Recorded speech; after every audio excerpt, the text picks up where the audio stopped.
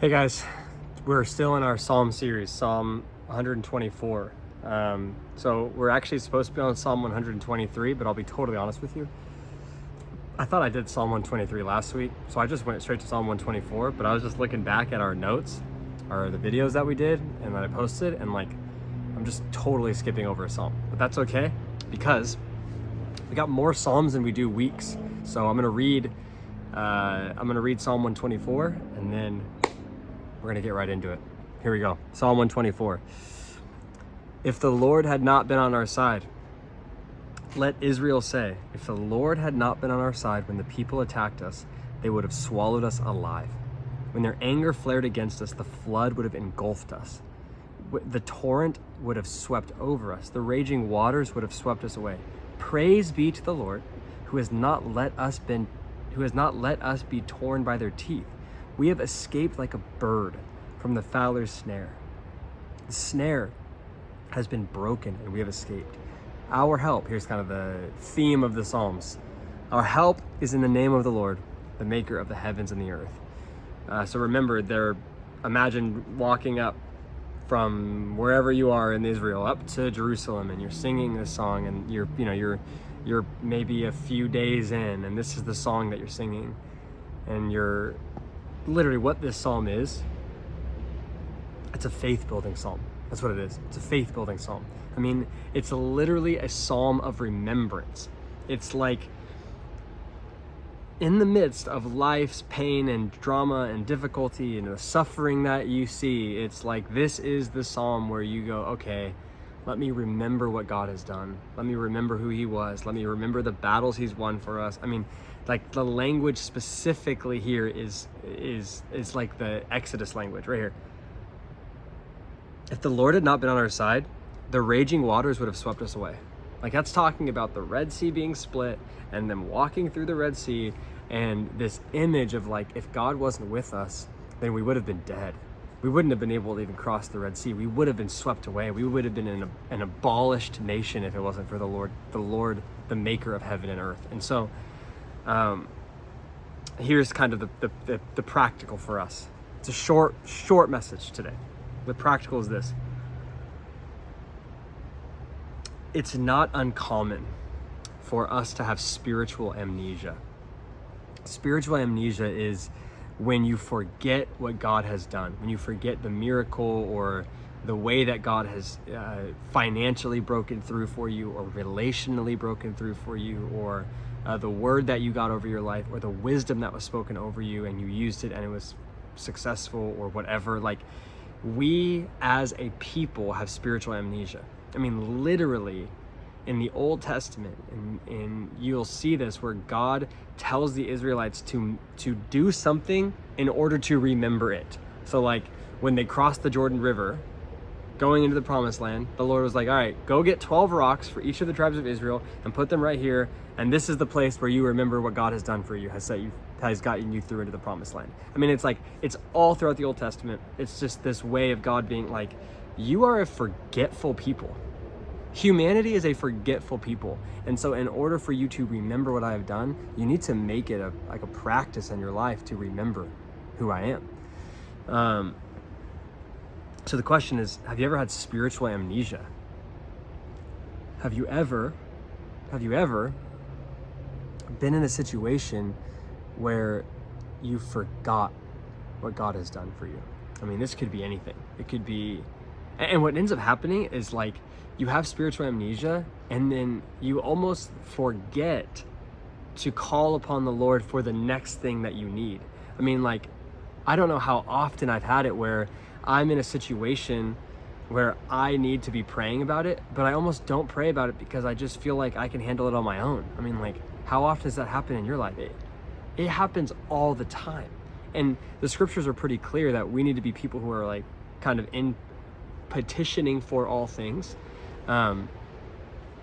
There's this passage in the New Testament where Jesus is teaching the disciples how to pray, and he brings up how after the Lord's Prayer, he begins to talk about like how if you are a father and your son asks for something, you're not just going to give him the wrong thing. you're going to give him the right thing. And so in the same way, when you ask God for something, he's going to bless you with the thing that you need in that moment.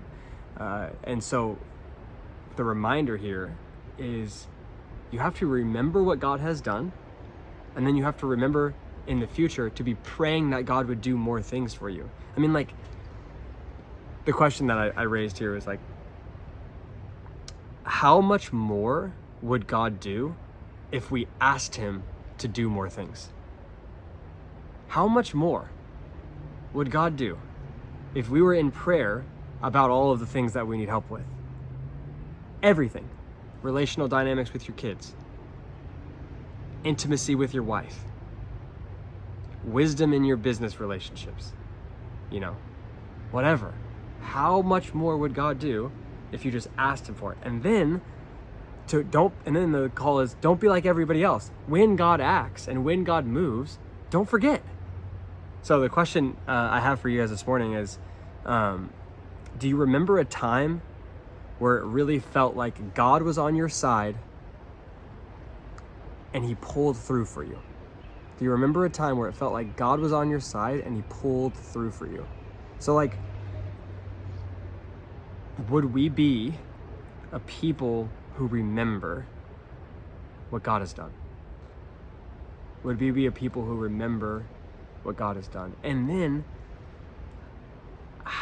share that, right? Like, share it with your group when you remember what God has done, because it builds people's faith. It builds people's faith, and it encourages them to be seeking out God's presence and blessing in whatever situation that they're in. So first question for you guys today is, do you remember a time where it felt like God was really on your side? And then share that with your group. And then the next question I have for you guys today is, how can you practice the spiritual discipline of remembering? That's an interesting way to put that. How can you practice the spiritual discipline of remembering? Throughout the scriptures, like I've said, God would tell them to, write or to create some type of some image, a physical image of what they did. So like for manna, for example, when God gave them manna, he said, put the manna in a jar, some of the manna in the jar, and so you remember how I fed you for 40 years in the wilderness, because people were going to forget, right?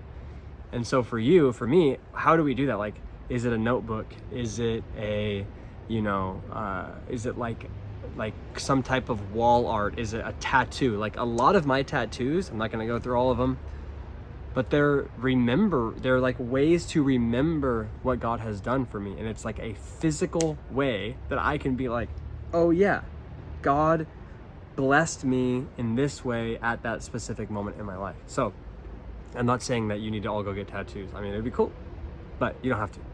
But what is the way that you can practice the spiritual discipline of remembering? And the final question is, it seems like the theme of the Psalms is the help of the Lord. And the question I have for you guys is, do you really feel like God is your help? Like, do you feel like that? Do you feel like you can actually go to the Lord and ask him for things and trust that he's going to bless you? Or do you do you feel that?